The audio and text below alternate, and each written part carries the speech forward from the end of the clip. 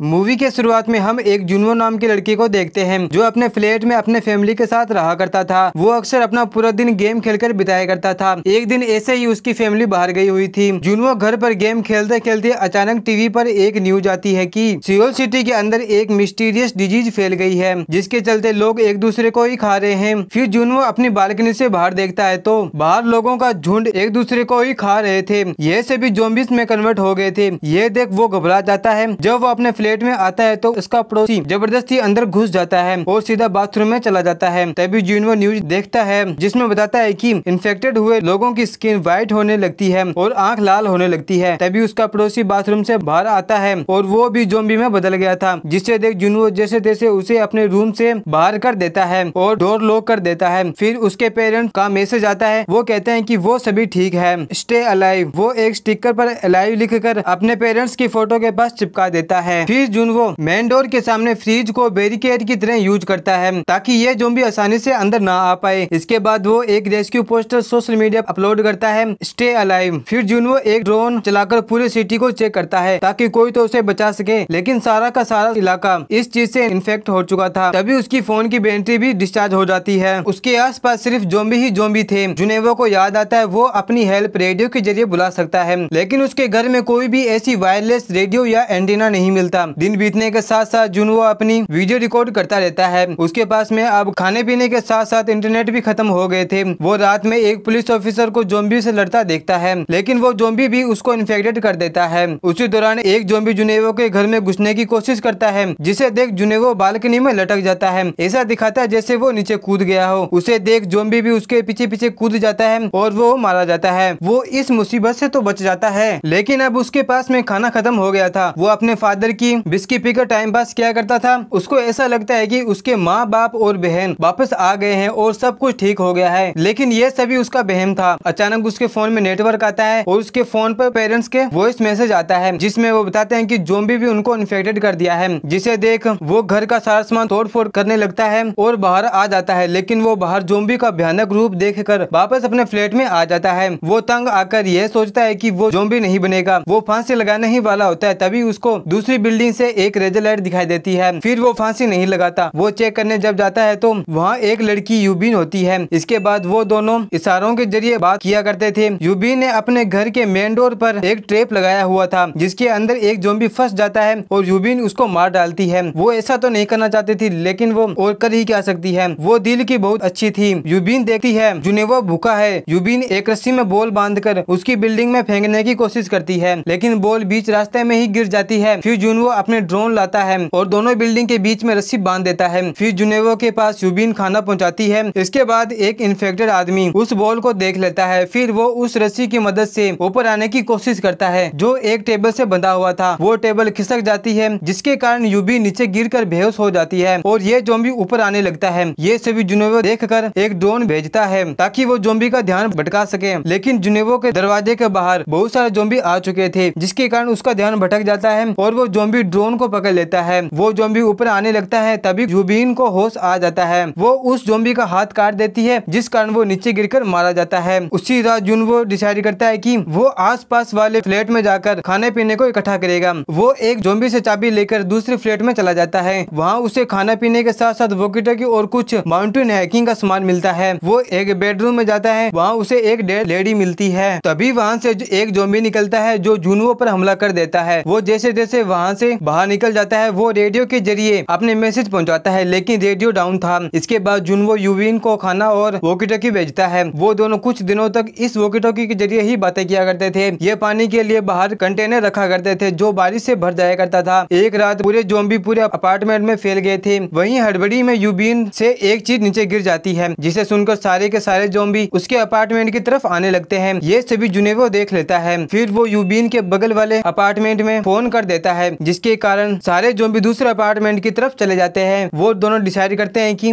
वो यहाँ पर सेफ नहीं है। यूबिन कहती है कि उसने अभी तक जुनवो की बिल्डिंग पर 8th फ्लोर पर किसी ज़ॉम्बी को नहीं देखा। इसके बाद वो दोनों नीचे आ जाते हैं और ज़ॉम्बी से खतरनाक फाइट करते करते किसी तरह एक लिफ्ट में आ जाते हैं और 8th फ्लोर पर आ जाते हैं। लेकिन वहीं पर एक ज़ॉम्बी आ जाता है और उन दोनों पर हमला करने ही वाला होता है। तभी उसी फ्लोर से एक आदमी उन दोनों को बचा लेता है। वो आदमी उन दोनों को खाना और पीना देता है। जुनवो खाना खा लेता है, लेकिन यूबिन पहले तो शक करती है, फिर वो भी खाना खा लेती है। अचानक वो दोनों बेहोश होने लगते हैं। वो आदमी उनको धोखा दे देता है, उनके खाने में बेहोशी की दवाई मिलाई हुई होती है। वो आदमी उन दोनों को बांध देता है। वो ये सब इसलिए कर रहा था क्योंकि उसकी बीबी ज़ॉम्बी में कन्वर्ट हो गई थी और वह बहुत ज्यादा भूखी थी। वो आदमी यूबिन को अपनी बीबी के रूम में फेंक देता है। तभी जुनोवा एक गन लेकर उस आदमी को धमकी देता है, लेकिन वो नहीं मानता। यहाँ यूबिन एक गेम खेलती है। वो एक कपड़े से ज़ॉम्बी के मुंह को बांध देती है और उस आदमी की तरफ छोड़ देती है। वो औरत अपने ही पति को खा जाती है। यह देख यूबिन उन दोनों को ही शूट करना पड़ता है। वहीं नीचे गोलियों की आवाज सुनकर ज़ॉम्बी उनकी तरफ आने लगते हैं। ये देख यूबिन जुनोवा से गोली मारने को बोलती है। तभी उनको एक हेलीकॉप्टर दिखाई देता है। फिर यह दोनों टेरिस पर जाने का डिसाइड करते हैं। ये दोनों ज़ॉम्बी से किसी तरह फाइट करके टेरिस पर आ जाते हैं, लेकिन वहाँ पर कोई भी हेलीकॉप्टर नहीं होता। इनके पास कोई और रास्ता नहीं था। वो अपनी जान बचाने के लिए ज़ॉम्बी को शूट करते हैं। तभी एक हेलीकॉप्टर वहाँ से जा रहा होता है। वो दोनों फायर गन चलाते हैं, जिसे देख रेस्क्यू टीम वहाँ पर आ जाती है। उन दोनों को बचाने के लिए काफी सारे ज़ॉम्बी को शूट करना पड़ता है और उन दोनों को बचा लिया जाता है। और धीरे धीरे शहर के कम्युनिकेशन शुरू हो जाता है और उनके दोस्त के मैसेज यूंजी के पास आने लगते हैं। धीरे धीरे सर्वाइवर इंटरनेट पर अपनी लोकेशन अपलोड कर रहे होते हैं और इंटरनेट सर्विस भी शुरू हो गई थी। शुरुआत में हमने देखी थी जुनवो ने फर्स्ट डे इंटरनेट पर अपनी फोटो अपलोड की थी, जो हमें फिर से दिखाई जाती है। उस पर 12,259 लाइक्स थे। शायद उसी के कारण ये रेस्क्यू टीम यहाँ पर आ पाई थी। जुनेवो का स्टे लाइव में बन जाता है और इसी के साथ ये मूवी यहीं पर समाप्त होती है। Thanks for watching. दोस्तों, आपको ये मूवी कैसी लगी? अच्छी लगी तो वीडियो को लाइक, चैनल को सब्सक्राइब जरूर करें। जब तक मिलते हैं अगले वीडियो में, जब तक के लिए बाय बाय।